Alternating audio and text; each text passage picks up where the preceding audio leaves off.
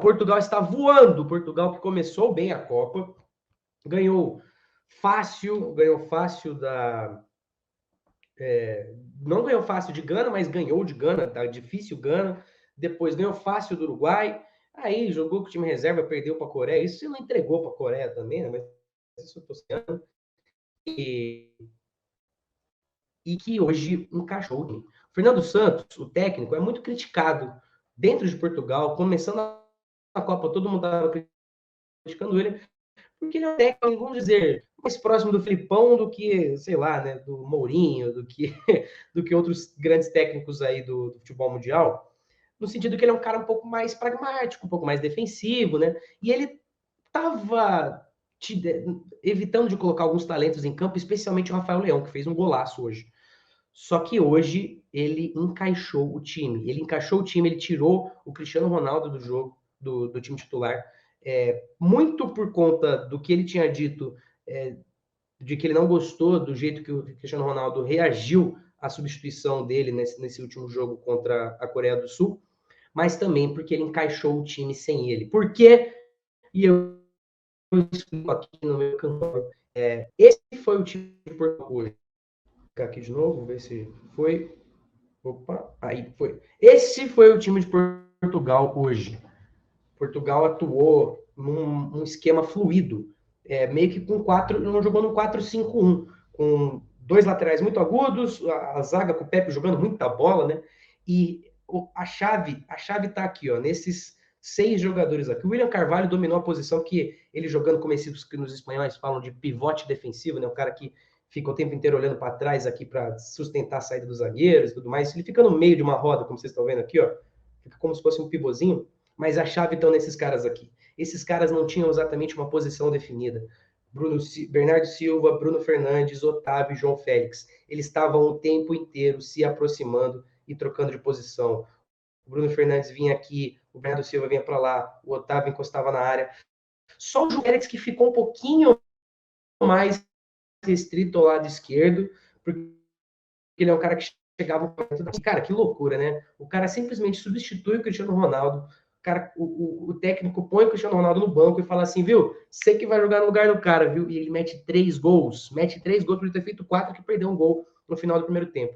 E aí, gente, a chave desse Portugal é que esses 4 caras aqui eles são mais ágeis, são mais leves, eles não são, por exemplo, que nem o Rafael Leão, que é muito bom de bola,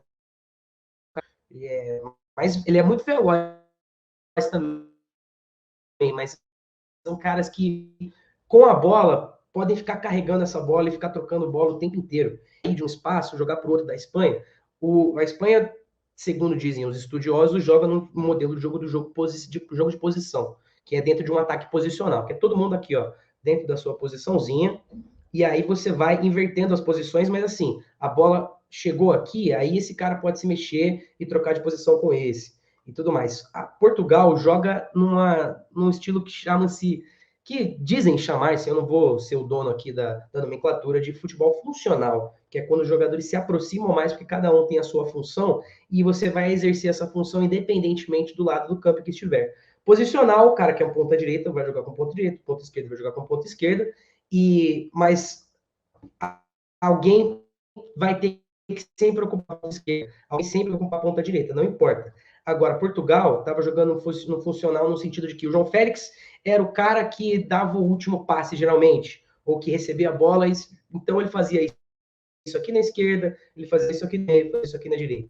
O Bernardo Silva era o cara que circulava com a bola e acelerava o jogo, então ele fazia isso na esquerda, fazia na direita, fazia na ponta. O Bruno Fernandes era um cara que ficava...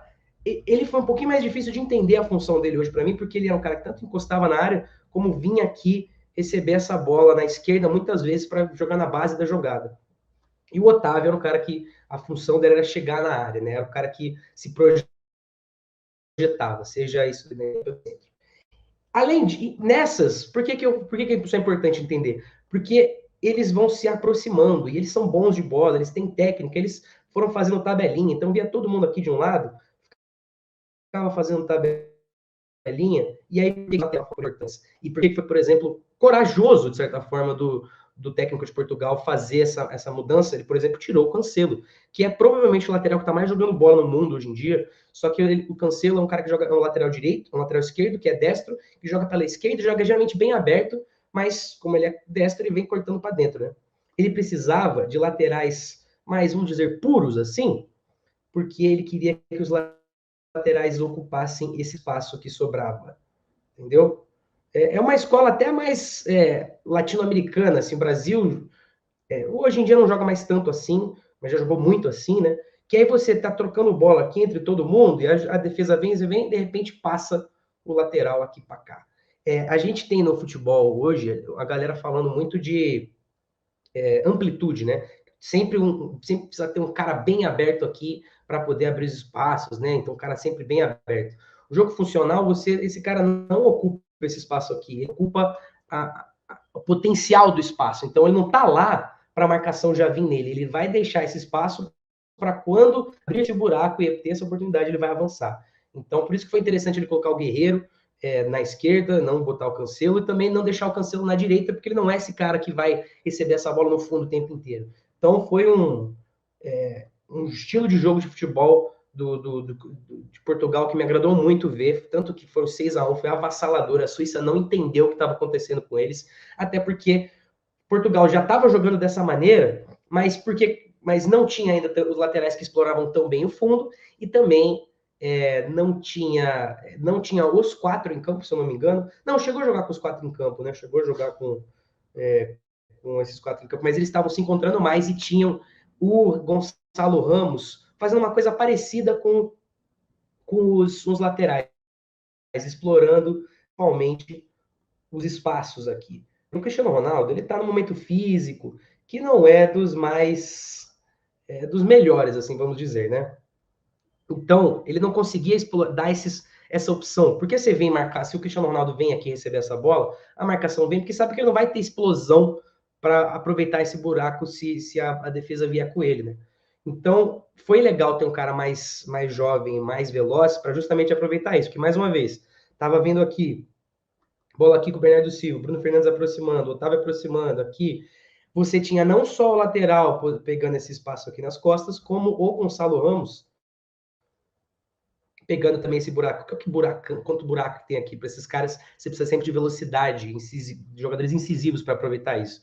Então, Portugal de parabéns aí com o futebol apresentado hoje, com o encaixe do time, e acho que parabéns pro Fernando Santos, que ele foi corajoso, poderia não dar certo, mas ele optou pelo coletivo, porque às vezes não é fácil de você encaixar todos os jogadores, porque nem sempre eles têm estilos de jogos que se conversam, né? E aí ele fez questão de colocar um time que, tirando o Cristiano Ronaldo, tirando o Cancelo, tirando o Rubem Neves, que fizesse se encaixar. Tirou um pouquinho de grife do time, mas fez esse time jogar de uma maneira fantástica. E a gente deve ter um jogo muito interessante entre Marrocos e Portugal, porque se a Espanha é mais posicionadinha, então, e muito paciente, Portugal vai obrigar Marrocos a se mexer mais, não vai conseguir ter a mesma estratégia tática, não vai conseguir ter a mesma tática, então vai ser muito mais mexido esse jogo. Portugal aí com essa partida se colocando bastante na briga e chamando a atenção de muita gente. Afinal de contas, acho que foi a melhor atuação de uma equipe nesta Copa do Mundo. Para mim, melhor, inclusive, do que Brasil sobre a Coreia do Sul, porque eu acho que a Coreia do Sul foi muito mal contra o Brasil, a Suíça não estava exatamente mal. A Suíça só não conseguiu entender o que estava acontecendo. Esse vídeo que você acabou de ver é um corte da nossa live diária. Ela acontece de segunda a sexta, às 6 horas da tarde. Ela traz o resumo das principais notícias do dia do futebol, mas também traz a repercussão dos principais jogos e também a prévia dos principais eventos esportivos. E a gente não fala só de futebol não, hein? A gente fala de automobilismo, de esportes olímpicos e tudo mais o que estiver bombando na semana. Se você gostou desse vídeo, então já solta o dedo nesse like e fica o convite também para você se inscrever aqui no nosso canal. Tem programa lembrando de jogos, partidas, campeonatos e competições históricas, assim como entrevistas, listas, enfim, é conteúdo para não acabar mais. Agora, se você quer saber das notícias mais quentes do futebol e do esporte do Brasil e mundo afora, entra lá no torcedores.com, que a nossa cobertura é quentíssima. A gente fica te esperando então, hein? Valeu!